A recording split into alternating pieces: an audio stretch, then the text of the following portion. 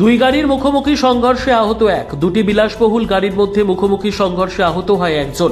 ঘটনাটি ঘটেছে সোমবার দিন দুপুরবেলা বিশালগড় থানার অন্তর্গত রাস্তার মাথা এলাকায় ৮ নম্বর জাতীয় সড়কে TR07C0745 মারুতি ইকো গাড়ি এবং TR01CA0320 নম্বরের বেলেনো গাড়ির মধ্যে মুখোমুখি সংঘর্ষে আহত হয় চালক প্রসেনজিৎ ঘোষ। তবে অল্পেতে রক্ষা পেয়েছে দুটি গাড়ির মধ্যে থাকা অন্যান্য যাত্রীরা। এই ঘটনায় কিছুক্ষণের জন্য জাতীয় সড়কে সৃষ্টি হয় যানজটের। খবর পেয়ে ঘটনাস্থলে ছুটে আসে বিশালগড় থানার পুলিশ। বিশালগড় থানার পুলিশ ঘটনাস্থলে ছুটে এসে জাতীয় সড়কে যান চলাচল স্বাভাবিক করে।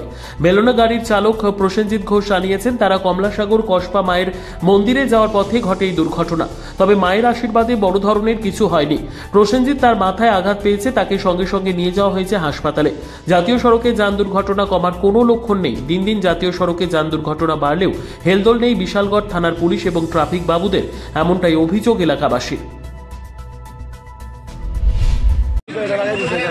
আপনি কোন জায়গায় তাইতেন আসলেন? আমি আগরতলা থেকে গাড়িতে আসলাম। আগরতলা তো কই যেতেন আসলেন আপনি? কসবা। এটা কি গাড়ি ছিল? আমারটা বেলুনু। আর ওইটা এটা ইকো। কোন জায়গাতে হয়েছে ঘটনাটা? এই জায়গাটার নাম কি? মধুপুর, এই কসবা, এই রাস্তার মাথা। কেউ ব্যথা পাইছেন এমনি কেউ? ব্যথা পাইছি। আপনার নাম কি? প্রসেনজিৎ ঘোষ। হ্যাঁ, প্রসেনজিৎ ঘোষ।